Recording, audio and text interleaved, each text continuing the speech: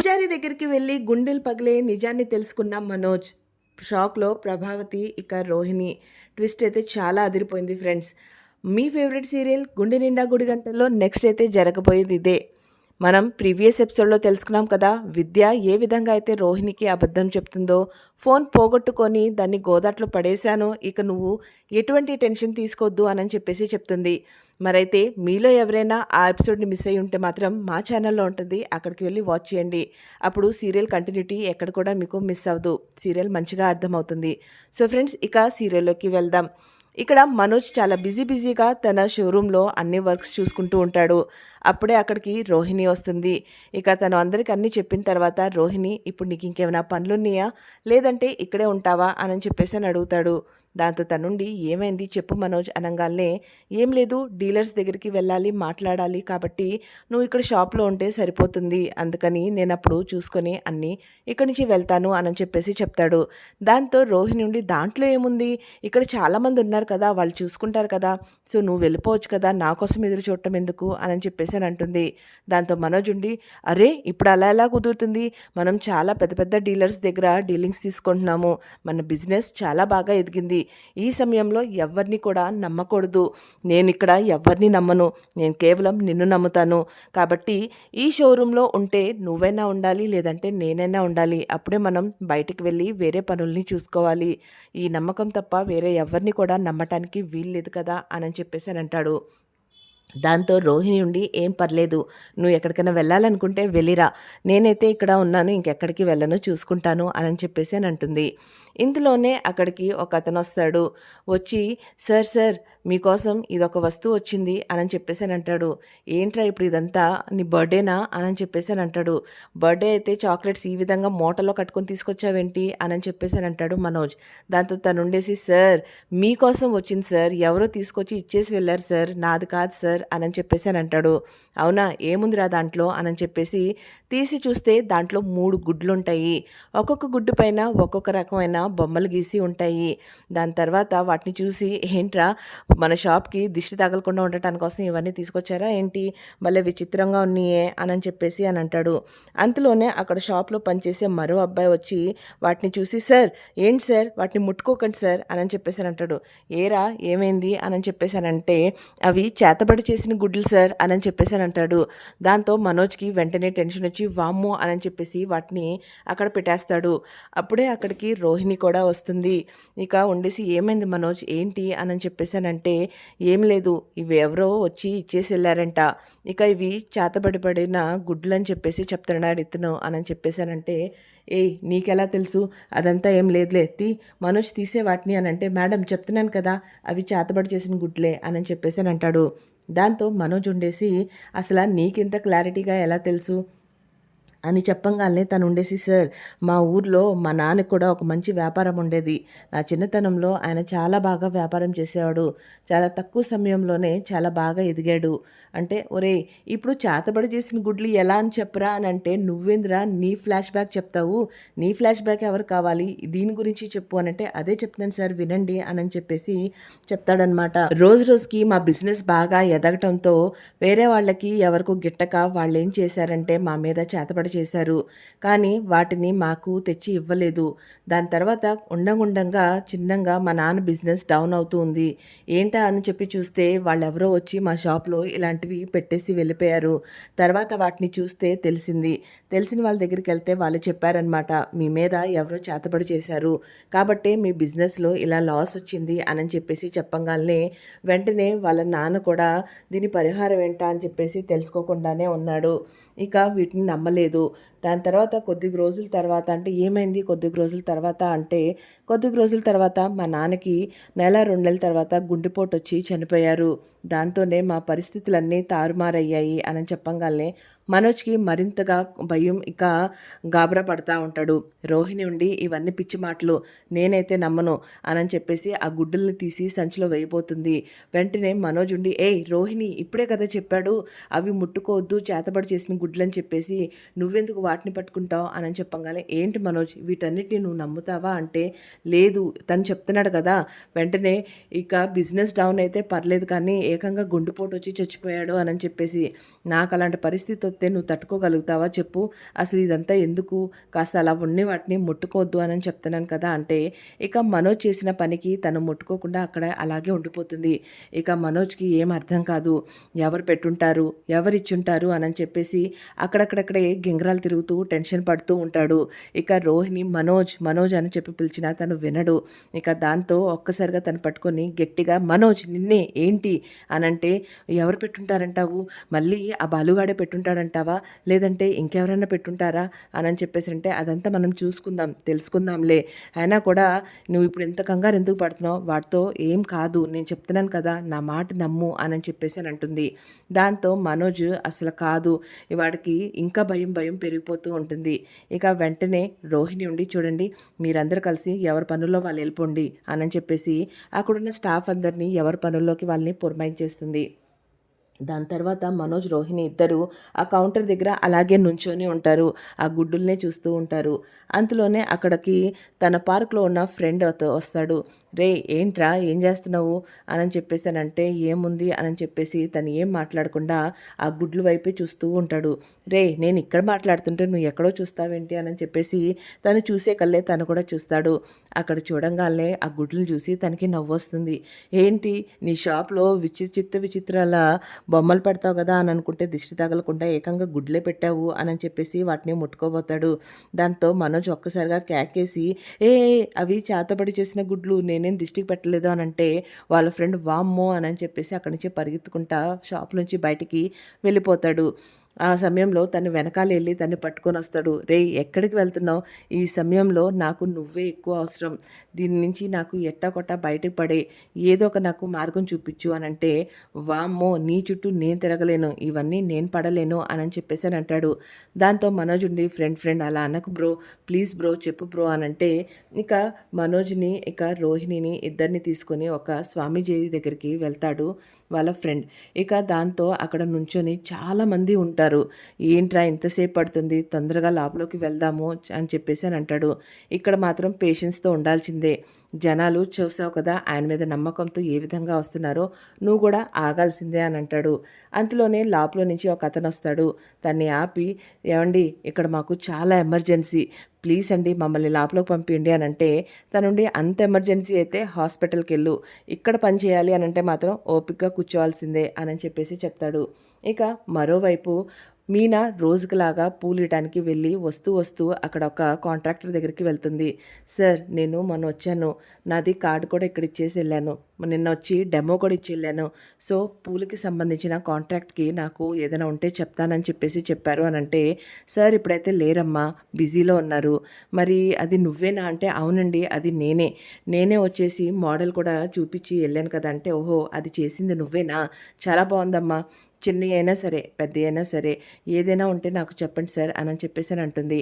దాంతో తను ఉండేసి, పర్లేదమ్మా నువ్వు చెప్పావు కదా, సార్ కూడా నీ పని చాలా బాగా నచ్చింది, ఎప్పుడైతే సార్ ఫ్రీ అవుతారో నీతో మాట్లాడతారు, అలాగే ఏదున్నా సరే నీకైతే ఖచ్చితంగా చెప్తాం అని చెప్పేసి అని అంటాడు. దాంతో మీనా సరే సార్ థ్యాంక్ యూ నమస్తే అని చెప్పేసి అక్కడి నుంచి మళ్ళీ బయటకు వస్తుంది. తను బయటకు వచ్చి ఎప్పుడైతే స్కూటీ తీస్తుందో అప్పుడే మళ్ళీ ఎవరైతే మీనాని ఎమ్మడించారో అతను మళ్ళీ అక్కడ నుంచొని ఉంటాడు. ఇంకా అలాగే నవ్వుతూ మీనాని చూస్తూ ఉంటాడు. మీనా ఉండి వీడేంటి ఇవాళ మళ్ళీ ఇక్కడికి వచ్చాడు అని చెప్పేసి చూస్తుంది.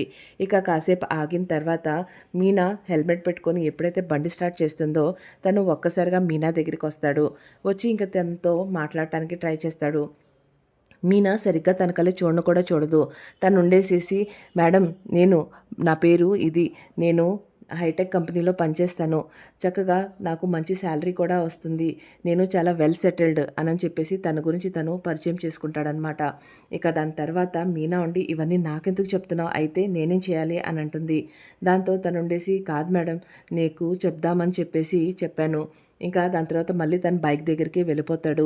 ఆ వెళ్ళే సమయంలో మీనా ఎప్పుడైతే వెళ్తుందో మళ్ళీ, మేడం ఒక్క సెకండ్ మీ పేరు చెప్తారా అని చెప్పేసి అని అంటాడు.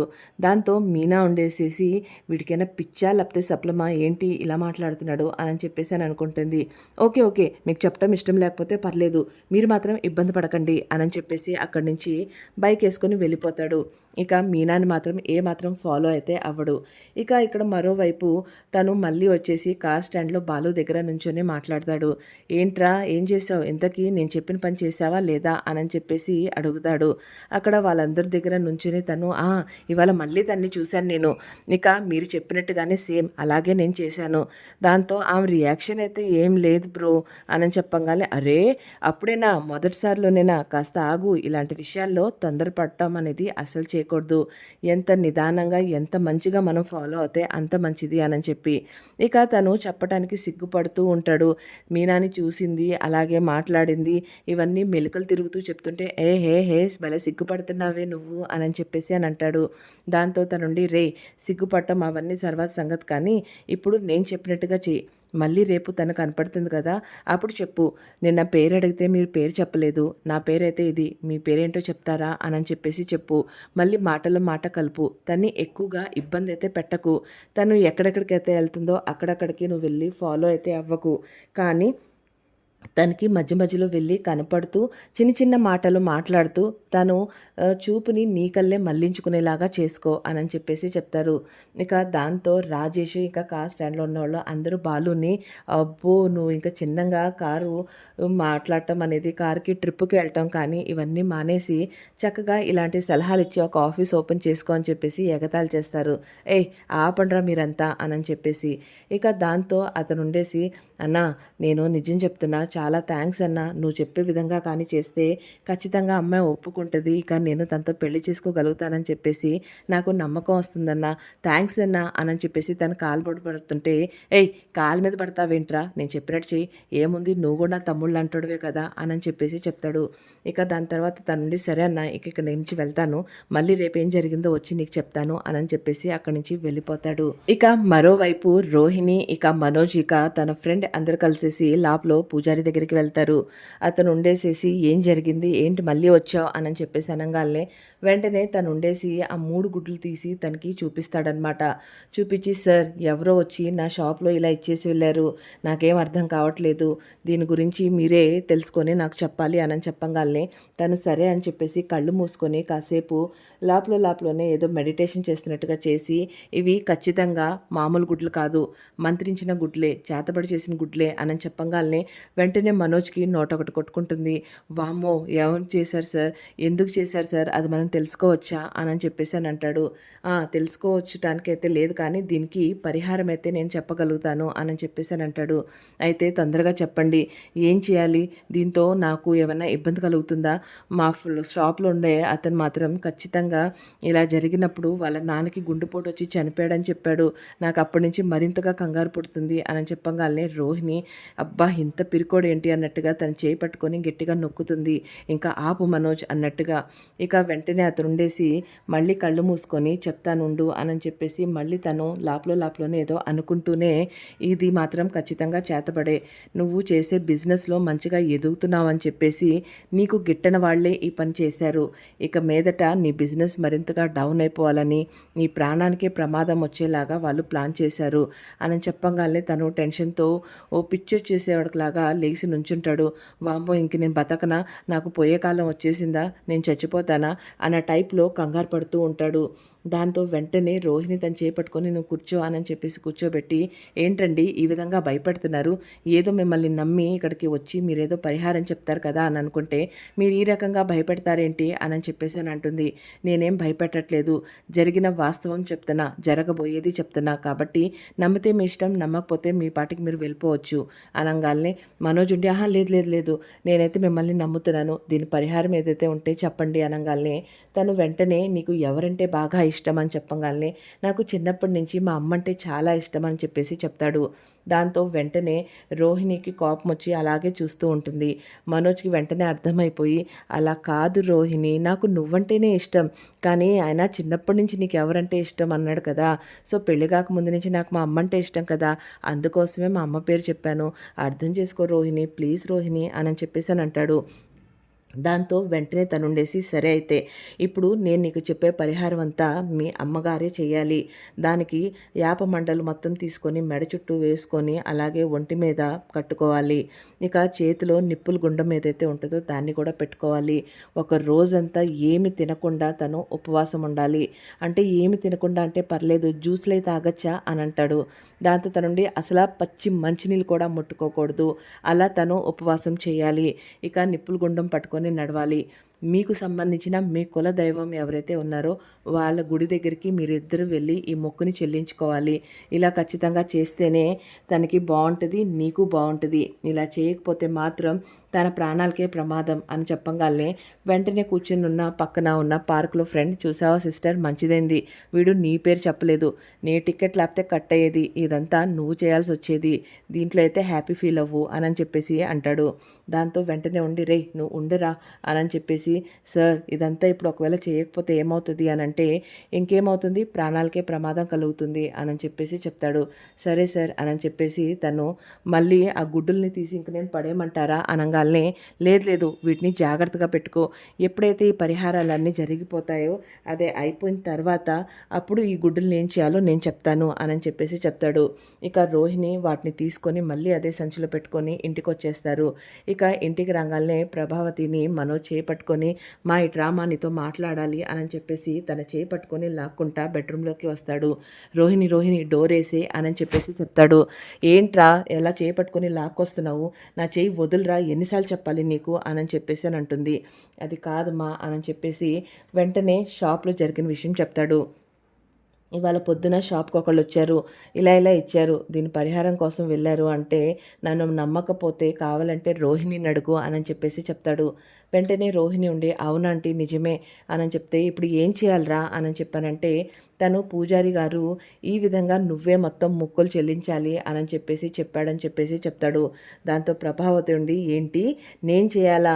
రోజంతా 2 రోజుల దాకా ఏం తినకుండా పచ్చి మంచినీళ్ళు కూడా ముట్టుకోకుండా ఉండాలా? నిప్పుల గుండం పట్టుకొని నడవాలా? ఏం మాట్లాడుతున్నావురా? ఇయన్నీ నా వల్ల కాదు. నేను చేయనంటే చేయను. నీ తిప్పలేదో నువ్వు పడు. అసల ఎవ్వరికి లేనియన్నీ ఇలాంటియన్నీ నీకే జరుగుతాయేంట్రా? నువ్వే నన్ను ఇరికిస్తావేంటి ప్రతిసారి" అనని చెప్పేసి అని అంటుంది.